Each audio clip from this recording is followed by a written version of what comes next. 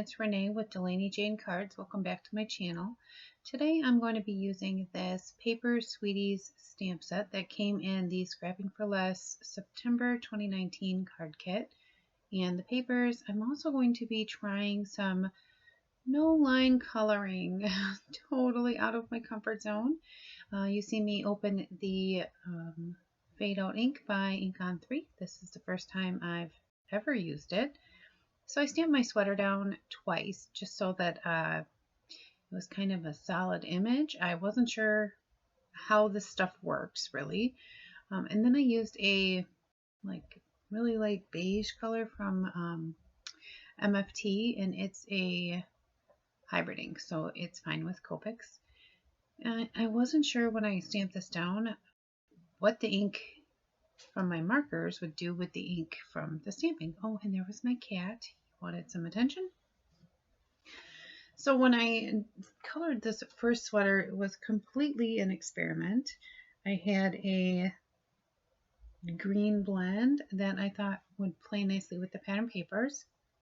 It's the YG 60s, I think. It's 61, 63, and 67.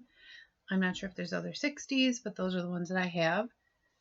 So my idea here was we really have the ugly Christmas sweater thing, but why not ugly fall sweaters? Like rock a sweater with a crazy pumpkin on, like that's a ugly sweater, but I thought it would be kind of a fun idea here. So I used some earthy oranges, I guess, for the pumpkin and some E markers here for the stem. I did go over the actual pumpkin with an orange afterwards, and then I stamped an additional sweater. This one has a heart in the center. I did it the same way. I stamped it twice to make sure that I had the solid image, so it wasn't blotchy or anything. I just wasn't sure if my marker would be on the paper where the ink wasn't, if it would change the tone or the hue. So I wanted to make sure I had even coverage. I still don't know the answer because I didn't experiment. So this one I used my B90s, I believe, to color this sweater up. I thought it was a really good color combination. I didn't want it to look like I stamped it in the darker color. So I don't really know if I succeeded at no line coloring, but this was my first try. And then I stamped a third one and used a more yellow gold combination here. And I'm not sure, but I thought this sweater kind of like it had a turtleneck on it. So I colored it like it did and, made sure that I put some shading in there for some little slouchy lines like a turtleneck would be. And I don't know, I just tried my hardest to make these look okay. You have to let me know at the end if you think that my no line coloring first try with my Copic markers was good or not, or it's not really. And then the leaf, oh, there's my cat, he's back. The leaf on this sweater, I was like, these sweaters are not all that ugly. I need a really ugly one. So I chose to make a fall leaf that was all sorts of colors. I don't think they turned out ugly, I guess.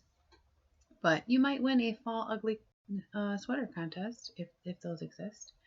So I trimmed out all of my sweaters, and then I took a mid-tone Copic marker from each of the blends and I went around the edge. If you have a black line stamp, a lot of times you use a black water-based marker because a Copic will bleed into the paper.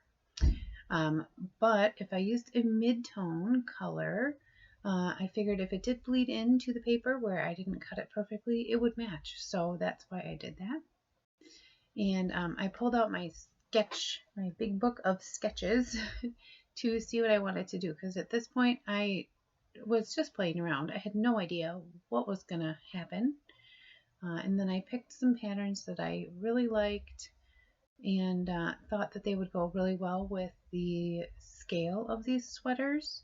So there's a tiny pattern, and then this one here has all of the colors in it, so I definitely wanted to include that.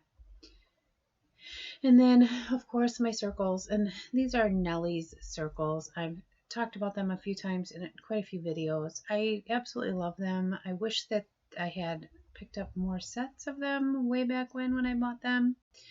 because they had all sorts of shapes and everything just nests really tightly together so you don't have giant borders. So a dark chocolate brown back for this card, and then I laid it out just like the sketch looks. One nice thing about sketches is they are often just a jumping point for creativity. So here I was like, I need the white circle and the chocolate brown circle cut out. And I did that off screen. And then I put everything back because I fiddle a lot when I'm making cards, put things together. You know, once you adhere them down, they're done. So I try to decide on what I really like before I get there. So here, I was like, you know, it would look really cool. I have this embossing folder that looks like a cable knit sweater. So I decided to just put it on the bottom edge, and then I wanted it to peek out at the bottom. I didn't really want to change the layout of my card, so what I did is just trimmed everything off just a little bit so that that cable knit on the bottom would stick out. And in doing so, I end up with this green paper that I decide I'm going to use for my sentiment instead of white paper. So, you know, sometimes it's okay. That one reads kind of like a solid, so it's not like really adding an additional pattern, but even if I did, it would be fine. So I layered all my pieces together, and this was just really a white circle with brown around it. There is nothing special about it, no ink blending, no anything.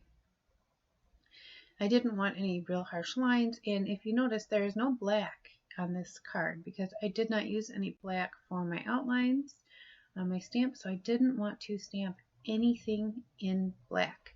Didn't want to use any black cardstock. No black. I just thought it would be really harsh.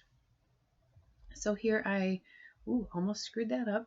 Stamped in Versamark ink on this cardstock here, and it is the Scrapping for Less pattern paper, so that it is shiny, and it does warp when you heat emboss, so you have to be kind of faster than the speed of light to make sure that it doesn't warp too bad. I layered everything together here, and I wanted to use an additional sentiment. I chose this thanks. It's actually a two-part sentiment here, and I just wanted the thanks to peek off.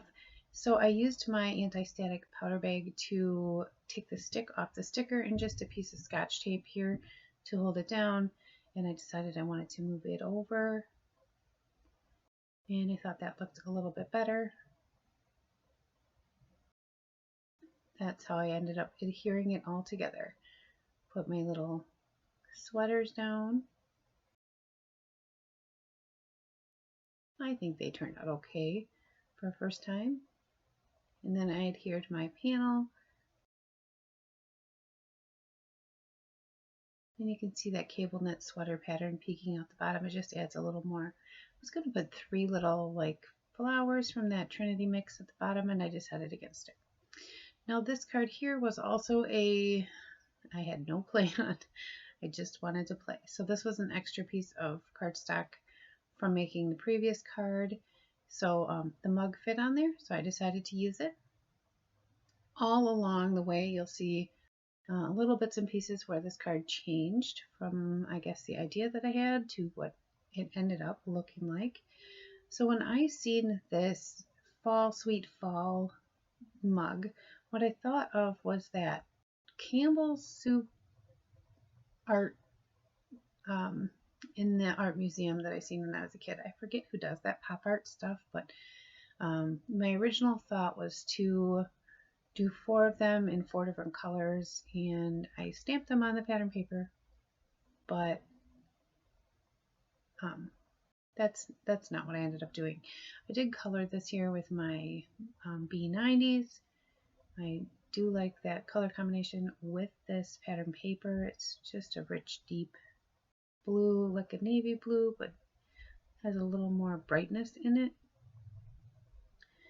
And then I used the YG60s, or the YG60s here for the foliage, and just shaded the centers and the E99, I think, for the little berries, and it was all just very earth tone colors. And then I trimmed a piece of white cardstock down, and I used my ruler to, oh, I was fixing a book here for a little one. I used my ruler to find the center point of this little piece of cardstock. I knew it was like 1 3/4, and I wanted to make sure that I had this all lined up.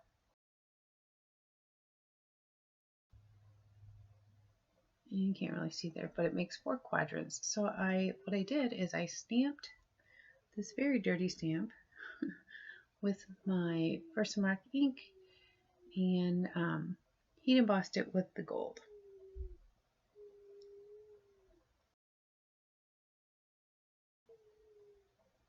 The ink that's left on there is not going to really matter. It's going to be covered up with the gold, so it's not too worrisome. It does make my ink pad dirty, but it'll come off. I'll just have to wipe it off, and then over time it'll go away. So I pulled out this grid mat that I've had for a really long time to line the other one up so I didn't get everything dirty, and then I erased my pencil lines after I did the embossing in all 4 quadrants. And here is about the time I almost kicked myself because I started fussy cutting this right on the line, and then I was like, oh man, all that stuff is sticking out of the cup. That's going to be super hard to fussy cut around.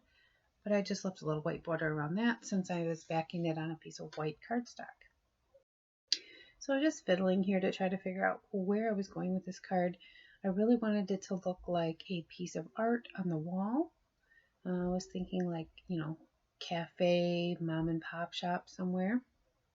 And we had these stickers, and I thought that I would maybe make some like signs for the wall with those stickers.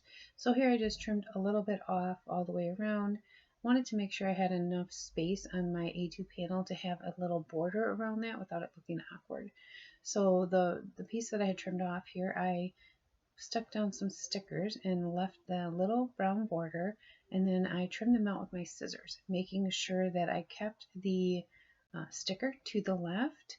I'm right-handed, so it just makes it easy to keep my scissors straight, and it was way faster than lining them up in my trimmer. Here I adhered, or I'm like playing with the layout, and I did that for quite a while. Then I trimmed down some brown cardstock, and I layered my wallpaper pattern on top of that and kind of laid things out to see what I was gonna like. You don't see much of that wallpaper in the background, but the colors do poke through, and it shows where I got my color palette from. And I had pulled out that little stamp set with the skunk and the moose to see if I had a sentiment that I could use, and nothing really fit well, and I figured this could just be an everyday card. There's a lot of fun stuff on it. Oh, I noticed my blending on the handle was not perfect or perfect enough. And then I adhered this cup down to the lower mug. And I still was fiddling with my layout, and trying to decide if I wanted that green pattern, but nope, I went with the flowers.